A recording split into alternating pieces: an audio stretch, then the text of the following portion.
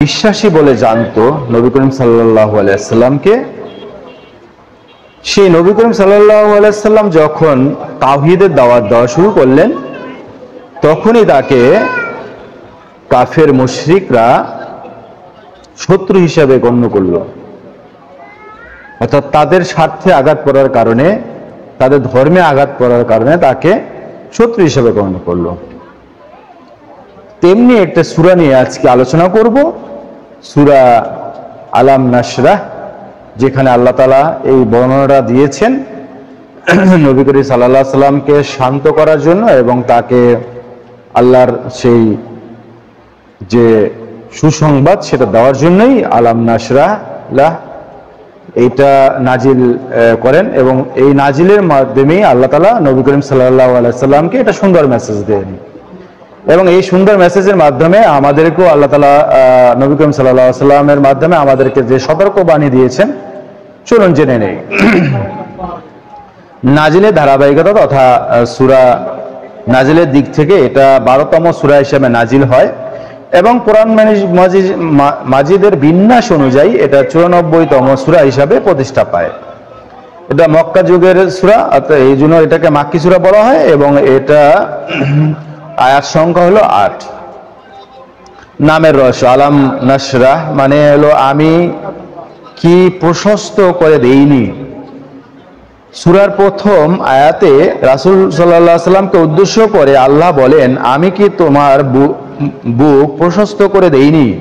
সেখান থেকে এই সূরাটির নামকরণ হয়েছে আলাম নাশরাহ। সূরা 1 নম্বর থিমে বলা হয়েছে রাসূল সাল্লাল্লাহু আলাইহি সাল্লামের বুককে আল্লাহ প্রশান্ত করে দিয়েছেন। 2 নম্বরে হলো বোঝা সরিয়ে তার পিঠকে হালকা করে দিয়েছেন। 3 নম্বরে তার মর্যাদাকে সমুন্নত করেছেন। সূরার শুরু এবং শেষ যেভাবে করা হয়েছে, সূরার শুরুতে আল্লাহ তাআলা তার প্রিয় বান্দা মুহাম্মদ সাল্লাল্লাহু আলাইহি সাল্লামকে যেসব নিয়ামত দান করেছেন তার বর্ণনা দিয়েছেন, পাশাপাশি তার নবীকে জানিয়ে দিলেন জীবনে কষ্ট আসবে, আবার সেই কষ্টর সাথে স্বস্তিও থাকবে।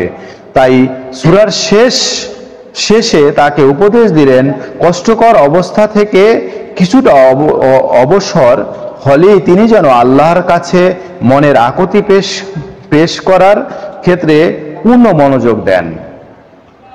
শানে নজুল সূরা দোহার পরপরই এই সূরাটি নাজিল করা হয়, আর এটি সেই একই উদ্দেশ্যে নাজিল হয়, রাসূলকে সান্ত্বনা দেওয়া। শুরুতেই যেটা বলছিলাম, নবুয়ত লাভের আগে মক্কাবাসী তাকে অনেক মর্যাদার চোখে দেখত, কিন্তু সেই না তাওহীদের বাণী নিয়ে লোকদের কাছে ছুটে গেলেন, আমিন বন্ধু থেকে শত্রু বনে গেলেন সবাই। নবীজি দাওয়াত দিতে বের হলেই কুরাইশরা তাকে অকথ্য ভাষায় গালিগালাজ করত। যদিও নবীজি এইসব সহ্য করে যাচ্ছিলেন, তবু নবুয়তের শুরুর দিকটার ভীষণ কষ্ট পেতেন তিনি। আর তখনই আল্লাহ সূরা দোহার মাধ্যমে নবীজিকে এই বলে সান্ত্বনা দেন যে কষ্টের সাথেই স্বস্তি আছে, তাই দুশ্চিন্তা করো না, এই দুঃসময় কেটে যাবে। পাশাপাশি স্বস্তি পাওয়ার জন্য আরো উপদেশ দেওয়া হয়, কাজকর্ম থেকে যখনই অবসর হও তখনই প্রাণ দিয়ে আল্লাহর কাছে চাও। এটা আলাম নাশরাহ লাক সদরাক এই সূরাটার মাধ্যমেই এই জিনিসটা আল্লাহ তাআলা রাসূলুল্লাহ সাল্লাল্লাহু আলাইহি সাল্লামকে নির্দেশ দিলেন। এবং এটা তাহফিমুল কোরআন 19/154 নাম্বার পৃষ্ঠাতে এটা বর্ণনা করা আছে। সেগমেন্ট, প্রত্যেকটা সূরার সেগমেন্ট হিসেবে এখানে 3টা পাঠ করে বর্ণনা করা হয়েছে। প্রথম সেগমেন্টে বলা হয়েছে আল্লাহ তাআলা রাসূলের উপর যেসব অনুগ্রহ করেছেন সূরার শুরুতেই তা মনে করিয়ে দেওয়া হয়েছে। 2 নম্বর সেগমেন্টে যেটা বলা হয়েছে, ধৈর্য ধরে থাকো, দেখবে আল্লাহ তোমার বোঝা হালকা করে দিয়েছেন। মনে রাখবে যখনই কষ্ট আসবে তার সাথে আসবে স্বস্তিও আসবে। তিন নম্বর সেগমেন্টে বলা হয়েছে, এবার তোমার দায়িত্ব বুঝে নাও, যখন কষ্টকর অবস্থা থেকে কিছুটা অবসর হবে তখন পরম আগ্রহ নিয়ে তোমার রবের প্রতি মনোযোগ দেবে।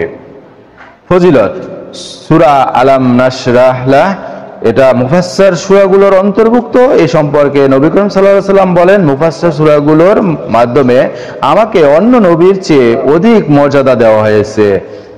আল মুসনাদ হাদিস নাম্বার 16982।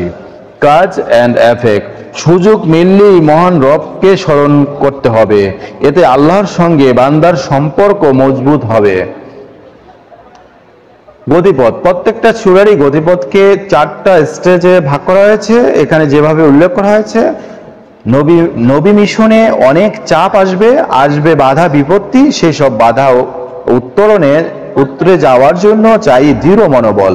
তাই তো আল্লাহ তার রাসূলের অন্তরকে প্রশস্ত করে দেওয়ার মাধ্যমে মিশনের জন্য প্রস্তুত করে দিলেন। বোঝা নামিয়ে দেওয়া, নবীজি কাজ করতে গেলে পিঠে চেপে বসবে বিরাট বোঝা। শারীরিক মানসিক কষ্টে মনটা ভার হয়, তবে একটা সময় আল্লাহ সেই বোঝা নামিয়ে দেন, তখন মেলে স্বস্তি।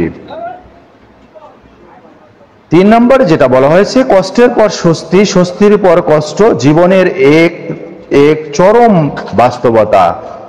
মানুষের জীবনে এই প্রক্রিয়া একটি চক্রের মতো ঘুরপাক খায়, আর এটি আল্লাহ নির্ধারিত রীতি।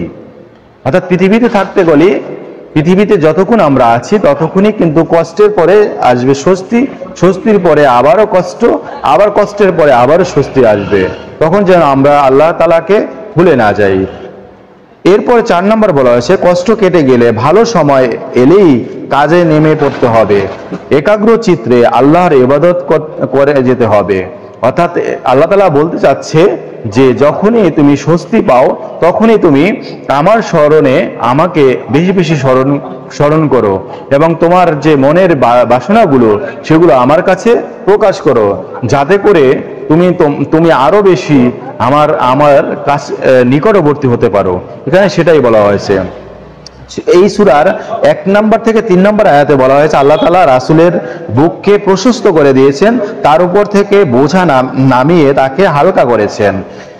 4 নম্বর আয়াতে বলা হয়েছে, বিশ্ববাসীর সামনে আল্লাহ তাআলা রাসূলের মর্যাদাকে সমুন্নত করেছেন।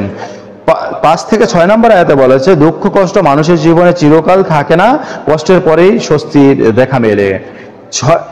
7 নম্বর আয়াতে বলেছে, তখন যখন স্বস্তি দেখা দেবে, কষ্টকর অবস্থা থেকে কিছুটা মুক্তি মিলবে, তখন আল্লাহর দিকে মনোযোগ দিতে হবে। 8 নম্বরে বলা হয়েছে, পরম আগ্রহ নিয়ে রবের কাছে মনের আকুতি তুলে ধরতে হবে। এই 8টা আয়াতের দ্বারা যা আল্লাহ তাআলা বুঝিয়েছেন তাই আপনার সামনে প্রকাশ করলাম। এরপরে কেস স্টাডি, এটা ঘাটলে যে কেস স্টাডি পাওয়া যায় সেটা সম্পর্কে কি বলেছে এক নজরে কোরআনে, চলুন জেনে নেই। কষ্টের পরে স্বস্তি এলে আমাদের করণীয় কি, এ ব্যাপারে এই সূরার 7 নম্বর 8 নম্বর আয়াতে এসেছে। সুতরাং যখন কিছুটা অবসর হও তখন আল্লাহর কাছে চাওয়ার ব্যাপারে পূর্ণ মনোযোগ দাও, পরম আগ্রহ নিয়ে তোমার রবের কাছে মনের আকুতি পেশ করো। দিনের কাজ করতে গিয়ে বাধা বিপত্তি এলে ধৈর্য ধরতে হবে, আর বাধা কেটে গেলে আল্লাহর সাথে যোগাযোগ আরো বাড়িয়ে দিতে হবে। হাড় ভাঙা খাটুনির পর রবের সামনে দাঁড়াতে হবে, মনের আকুতি তার কাছে তুলে ধরতে হবে, কারণ তিনি যে সবচেয়ে ভালো শ্রোতা ও দাতা। তাই কোরআনের এই আয়াত দুটো নিয়ে আমরা কেস স্টাডি করব, তাহলে নিজের করণীয় সম্পর্কে আরো বেশি সজাগ হতে পারবো। ইবনে কাসির তাফসির 7/598 নম্বরে হাদিসে এই কেস স্টাডিটা বর্ণনা করা হয়েছে। এই সূরা 4 নং আয়াতটি দেখুন, আর তা তোমার মর্যাদা সমুন্নত করে দিয়েছি। আল্লাহ তাআলা তার রাসূলকে ঠিক এভাবেই আশ্বস্ত করেছিলেন, তবে এমন এমন একটি সময়ে নবীকে আশ্বস্ত করেছিলেন যখন মাত্র হাতে গোনা কয়েকজন লোক তার অনুসারী, চারদিকে তার বিরোধিতা চলছে। তাই কিভাবে রাসূলের মর্যাদা সমুন্নত হবে তা ছিল এক বিস্ময়ের ব্যাপার, কিন্তু আল্লাহ তাআলা পরিকল্পনা ঠিকই বাস্তবায়ন করলেন। রাসূলের নামডাককে তিনি ব্যাপকভাবে ছড়িয়ে দিলেন মক্কা ও তার আশেপাশে অঞ্চলে। আর এই কাজটি তিনি এমন লোকদের দিয়ে করিয়েছেন যারা সব সময় রাসূলের বিরোধিতায় লিপ্ত থাকতো। নবীজির কাছে যাতে কোনো মানুষ না যায়, তার দাওয়াত যেন কেউ গ্রহণ না করে, সেজন্যই কাফেররা চক্রান্ত শুরু করলো।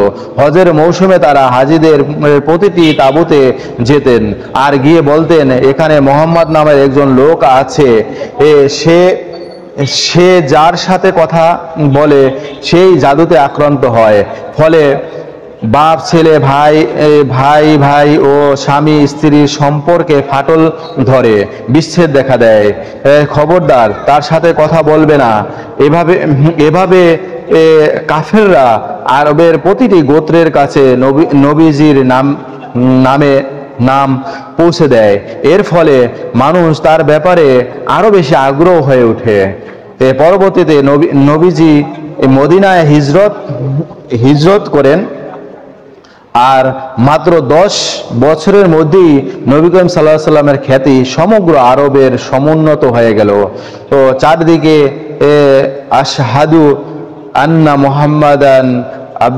মুহাম্মাদার রাসূলুল্লাহ এর ধ্বনি প্রতিধ্বনিত হতে লাগলো।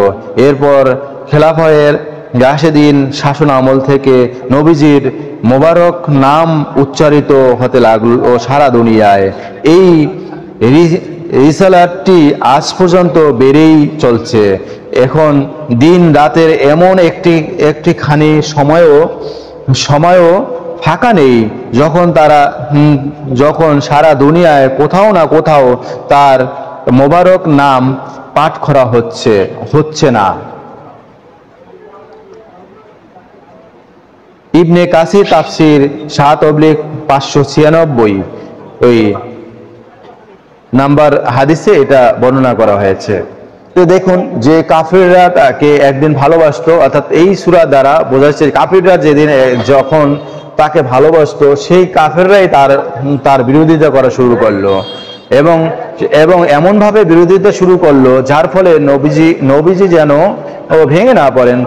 সেই সময় আল্লাহ তাআলা তাকে একটা সুন্দর মেসেজ দিয়ে তাকে আশ্বস্ত করলেন যে আপনার নাম অচিরেই সারা পৃথিবীতে ছড়িয়ে পড়বে এবং আপনি সারা বিশ্বেই আপনি পরিচিতি লাভ করবেন আপনার গুণ দিয়ে, এবং আপনি আপনার খোদার যে হুকুম আছে সেগুলো আপনি প্রচার করতে শুরু করেন এবং সে অনুযায়ী এই কাজ করতে শুরু করেন।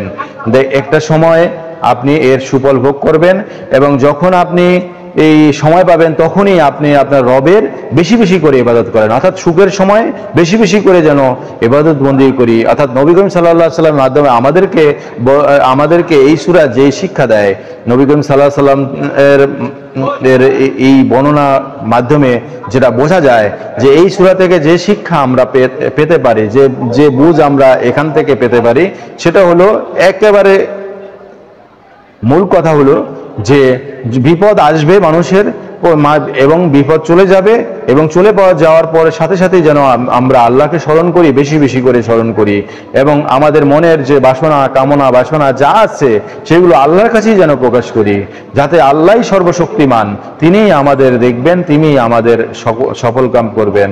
আসুন আমরা চেষ্টা করি সবাই এই সমস্ত কোরআনকে বুঝে শুনে পড়ার এবং সেই অনুযায়ী আমল করার, ইসলামকে বোঝার চেষ্টা করি এবং সেই অনুযায়ী আমল করার চেষ্টা করি। সবাই ভালো থাকবেন, সুস্থ থাকবেন। আসসালামু আলাইকুম ওয়া রাহমাতুল্লাহি ওয়া বারাকাতুহু।